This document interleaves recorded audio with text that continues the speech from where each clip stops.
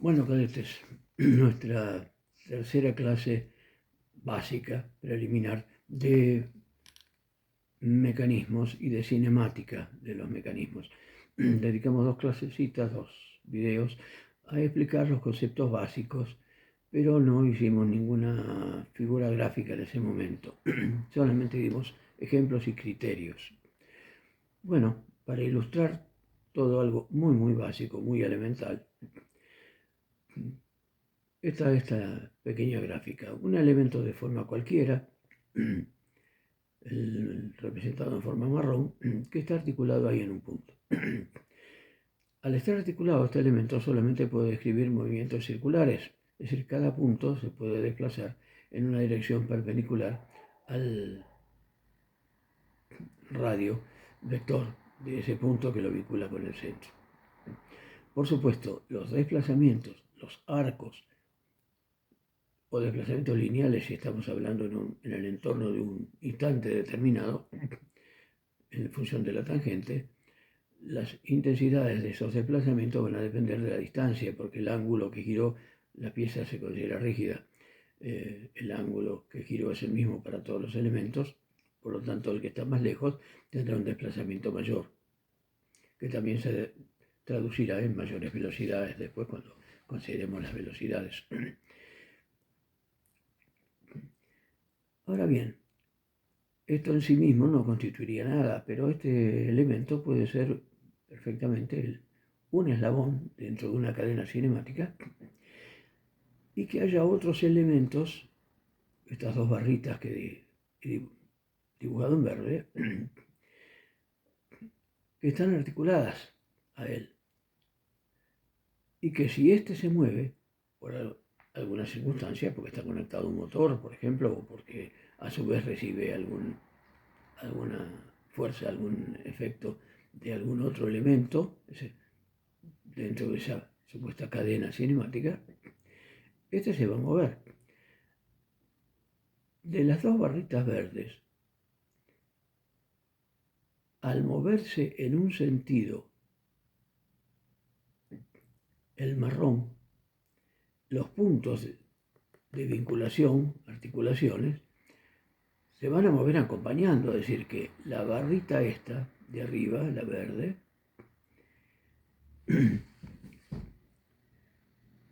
la BD, esta, AD, se va a mover este punto, igual que el punto de la barra marrón. Ojo, eso es aviso que a veces lo omiten, lo pasan de largo, pero es fundamental. Este punto no se puede mover independiente de del marrón. O sea, este punto es un punto que tiene el mismo movimiento y la misma velocidad, tanto visto del cuerpo verde como del cuerpo marrón. Ahora el otro extremo, y por supuesto todos los puntos intermedios, pero digamos, utilicemos como referencia el superior, o en este caso el inferior. Se puede mover para cualquier lado. En parte se va a mover en el mismo sentido que es arrastrado o empujado por el otro cuerpo, el marrón. Pero este otro, a su vez, tiene absoluta libertad de rotar en un sentido o en otro alrededor de este. Y lo mismo pasa con esta otra biela. Puede rotar sentido horario o antihorario perfectamente alrededor de este punto. Está bien, este punto se está moviendo, pero este está acompañando. Es decir, cualquiera de estos puntos, C o D, podrían estar describiendo circunferencias erráticamente para un lado o para el otro. De modo que no sería, por lo pronto, imposible encontrar una condición de movimiento predeterminada para esto. Es decir, sería un mecanismo, digamos, poco útil, a menos que lo que uno quiere sea lograr un efecto de boleadora para algo. Bueno, esa es otra historia. Pero pareciera poco imaginable, costaría un poco de esfuerzo imaginar para qué nos podría llegar a servir esto así tal como está. Pero supongamos que el AD la barra D está vinculada a una rueda y que la barra BC está vinculada aquí en el otro extremo a una piecita que se mueve según una línea, según un eje. Es una barra, un alambre, una guía, algo que está en esta dirección. Ahora la situación cambió mucho respecto de la de arriba, porque cuando esta se mueve, suponiendo que se mueve igual que la de arriba, igual que el caso en que los extremos C y D estaban libres, ahora C y D están vinculados, cada uno a otro cuerpo. Es una cadena complicada más compleja. Sí, claro, una cadena complicada más compleja porque ahora tiene más elementos. Hay otros eslabones más. Tenemos otro eslabón que es esta rueda y tenemos otro eslabón que es esta guía. ¿Qué sucedió? ¿Qué cambió? El punto de la barra AD, el A, y el punto B, en la BC, se mueven igual que antes, condicionados por el movimiento este. La misma magnitud de arco descripto y la misma velocidad. No le queda más remedio porque está unido a él. Es un par inferior, hay una articulación, pero no le queda más remedio que moverse en ese sentido. Ahora, el otro extremo, el que antes estaba libre, ahora no está libre, está vinculado. Es decir, si esto se mueve hacia arriba, esta barra BC necesariamente tiene que ir acompañando. Pero como este punto, el B, es común, tiene la trayectoria totalmente definida. Por lo tanto, está arrastrado.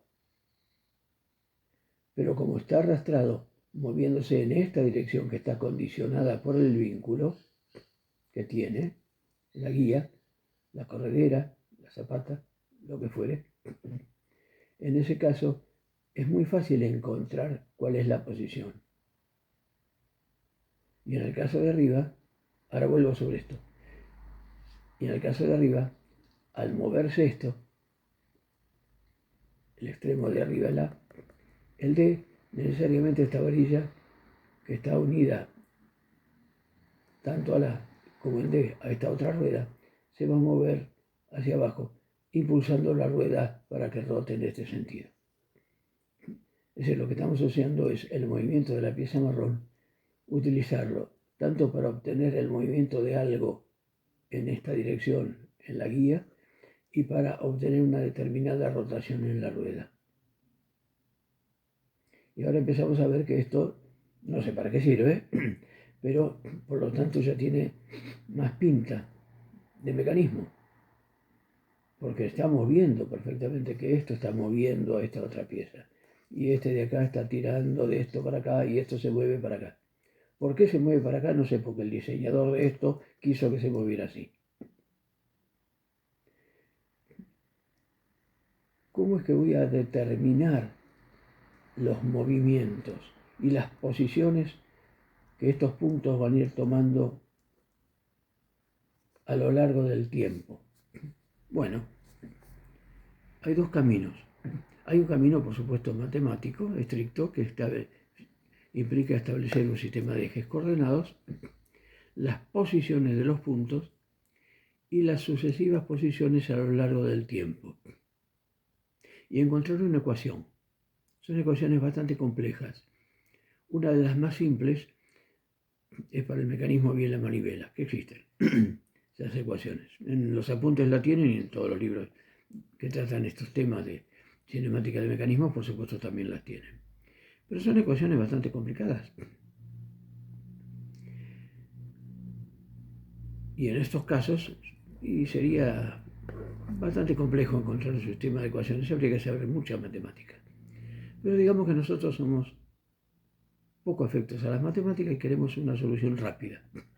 Algo que rápidamente me diga cómo es que se mueve esto. Bueno, el recurso es gráfico. Pero ojo, gráfico no es hacer cualquier cosa. Implica trabajar con prolijidad. Necesitamos papel necesitamos elementos de dibujo. Tenemos escuadras, compases, eventualmente, como tenemos que trabajar con esto en rigurosa escala, la geometría se supone conocida, pero tenemos que trabajar en escala para que las dimensiones sean siempre las mismas de los elementos que dibujamos y que guarden proporción con el sistema original.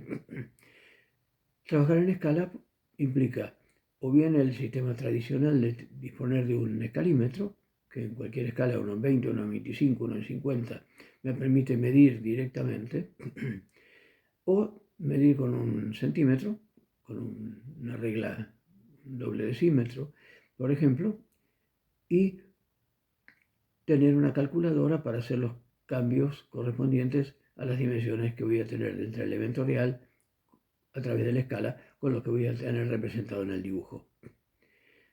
Y en este caso, por ejemplo, por tirarles una guía, y esto más o menos termina, con esto vamos redondeando la clase. ¿Cómo puedo saber cuando esto giró un determinado ángulo, digamos 15 grados? En ese sentido, para acá. Giró 15 grados. ¿Dónde fue a parar este punto? Bueno, lo primero que tengo que hacer es ver dónde fue este elemento a parar. Este punto, el B, ¿dónde fue a parar después de esa rotación de 15 grados? ¿Cómo lo hice? Con compás y transportador. Una vez que ubiqué esto, esta misma longitud de la pieza esta tiene que ser la misma longitud del B'C'. Por lo tanto, con un compás, haciendo centro acá, con esta longitud, marco este punto sobre la guía y ya sé dónde fue a parar el punto. Ojo, resistan la tentación de decir, utilizo la regla, porque el utilizar la regla para hacer una medición que a lo mejor es de 4,7 centímetros, no es fácil invocarla y podemos ir acumulando errores. El uso del compás es mucho más preciso, inclusive si tienen la necesidad de trabajar con mucha precisión, ni siquiera un compás común, un compás de punta seca. El compás de punta seca es el compás de las dos patitas tienen punta, algo parecido a lo que usan o usaban por lo menos los de cubierta para marcar las posiciones del buque en la carta, que es el compás que era bastante cómodo de usar. Pero un compás de punta seca.